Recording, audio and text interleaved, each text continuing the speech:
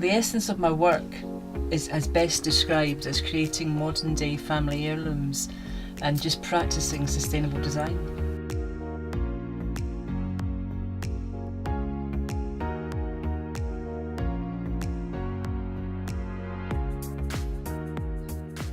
So this is my studio, messy studio.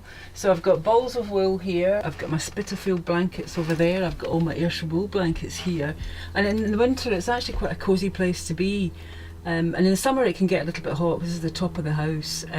But if I can, I try and get out into the garden in the summer. And as you can see, there's stuff everywhere, little things for Christmas decorations I'll be starting quite soon. And in little cupboards, that's all receipts and things. Everything is here, it's quite compact. But if I'm going to do a big piece of work, I'd have to go downstairs to the big cutting table, that kind of thing. And that's it.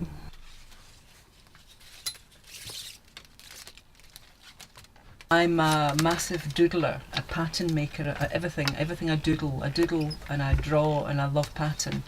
And so I think back probably would be to be one of my my art teacher at Prestwick Academy. I was really fortunate. We had this lovely man called Willie Strachan, and he just loved pattern, and so he encouraged me, because before that I'm not an analytical drawer, I can't draw things perfectly, but I can make lots of patterns, and he recognised that and sort of encouraged me. So I think at that point that's where I really enjoyed and realised actually there was a bit of value to what I did, that it wasn't just scribbles, which up until then it probably was seen to be. I knew I wanted to design materials, patterns, that kind of thing. So straight away I just knew I had to get a folio together and apply to Glasgow School of Art. And then from Glasgow School of Art, after that I went on and did my masters at St Martin's in London. And again, I knew I wanted to do design, and I knew it was for fashion. So there was only two places, it was either the Royal College of Art or St Martin's, and I went to St Martin's.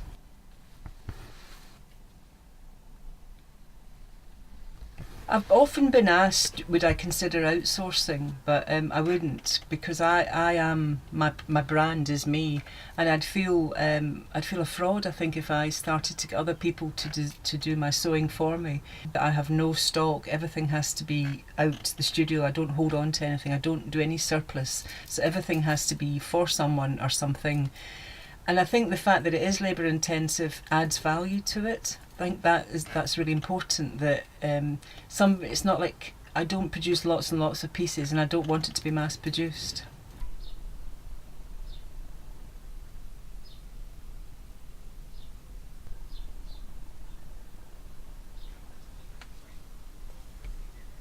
I'm very, very fortunate that I work with this lovely, lovely shop in London called The Cross in Notting Hill. And I've worked with them for 20 years now, and they really promote me, and all my big clients have come from people that have visited The Cross. They promote me through their Instagram, and I do a little bit of Instagram myself, although my daughter tends to help me more with that. I have a website which I'm dreadful at as well, which I know I should update. I'm just not technically minded, although I love my iPad.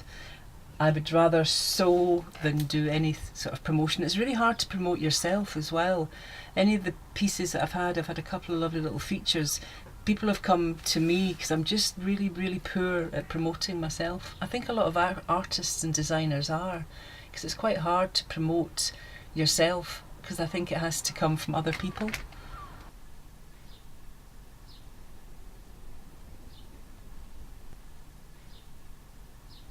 It's funny when I try and when I have to mention like celebrity type clients and things, because I sometimes feel I shouldn't do that, because they've given me lots of private information. And so one of the ones that I've done a lot of work through, there's one of the producers at Big Talk Productions, and she's got a lot of friends, and I did a piece for her for David Walliams, and she wanted to collect it, to collectively give it to him from the crowd of people.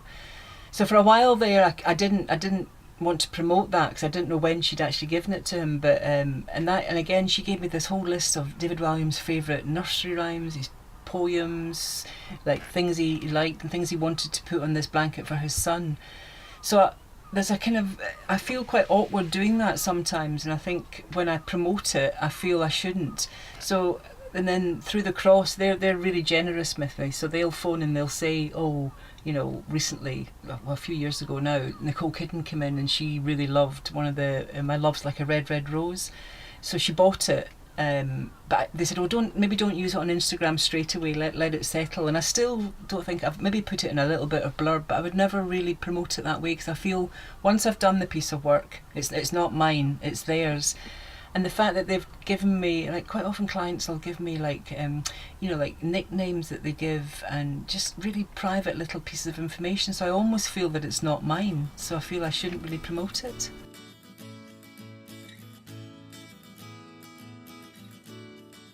It's quite a nice day today, so I'm in the garden, and it's a good space because I've got a table, and if I'm doing a bit of small scale work, which a lot of the time I am, all I really need is some threads, a bit of a cutting mat, and a few pin cushions and needles and bits and pieces, and I'm quite happy sitting out here, and it's nice to work outside.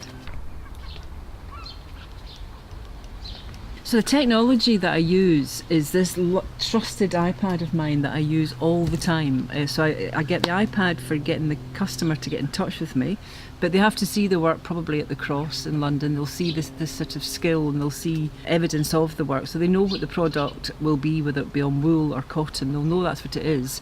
But I use the iPad, like I'm doing these Christmas stockings just now, so it's all like I'm going to do all these whippets. So I look up whippets and things on my iPad quite happily, and I do traces, I do sketches, I draw them and draw them and draw them again, and then I start to cut them out in the felt. So I start to try and get the shape working simply enough that it's going to read on usually a Christmas stocking, I think this range will be, and that's without the iPad I wouldn't be able to do this, and also without the iPad I wouldn't be able to communicate with the customer.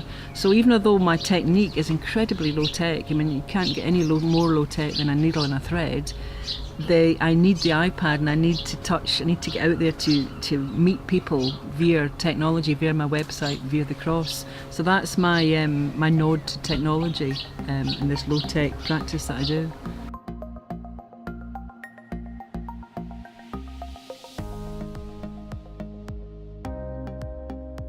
So this was a piece that I did for Kitty's 21st, because we weren't sure what to get her. So we got her a necklace with this Arete on it, which means pursuit of excellence. So we made this was originally an old piece of linen from France, I think, that I've collected for years. So we put the day she was born, we've got the day she was born and the time she was born, because she was always asking us that. And then also we sort of put places that she'd been to, all the different places that she'd been to so far. And then on the other side we started to add things that she said. So one of her favourite ones when she was really young, she used to skip round the house singing I'm so jolly I could burst. On the other side, it's other things that we always called her Sweet Cheeks, and she gets called Toots, and then we always sign off with Love You to the Stars and Back. And it was just more little things that we continued, and obviously we put paw prints in for our dog and just bubbles for her 21st. And that was that. The one designer that really comes to mind, talking about inspiration, would be Zandra Rhodes. And I remember as a student at Glasgow School of Art, she came and gave a lecture, and it was in the Mackintosh Library. And it was absolutely full. I think it was embroidery students, textile students, drawing and painting students. We all went to the Mackintosh Lecture Theatre to listen to this lecture, because she was a big designer all those years ago as well, when I was at college. So she came and gave this amazing lecture that we all just really enjoyed. She was just so unassuming. She talked about design, she talked about drawing.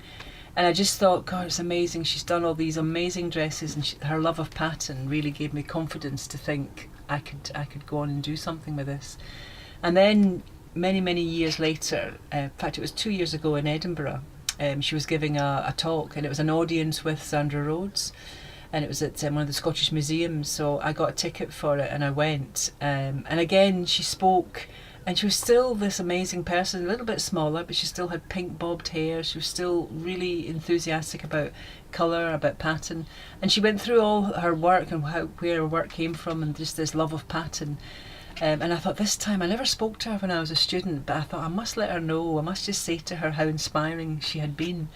So they have to pass a microphone round, so I got the microphone, And just at that point, you know, I had the microphone and I was just thinking, should I do a Lulu impersonation? I was thinking, no, I didn't. So then I thought, I'm just going to say to her what an inspiration she was. And she thanked me and said, oh, you know, what did I do? And I told her what I did. And that was the end of the conversation. But then after the talk, there was a bit at the end, and I thought, I must just go up to her and say, you know, how incredible I thought she was. So I went up, and there was another elderly lady there who had this amazing Zandra Rose dress on, so I was looking at that. I was talking to this elderly lady, talking to Zandra Rose all at once, and it was just a fantastic time to have been there at that time. And I was so glad that I actually said to her, you know, thank you for being such an inspiration.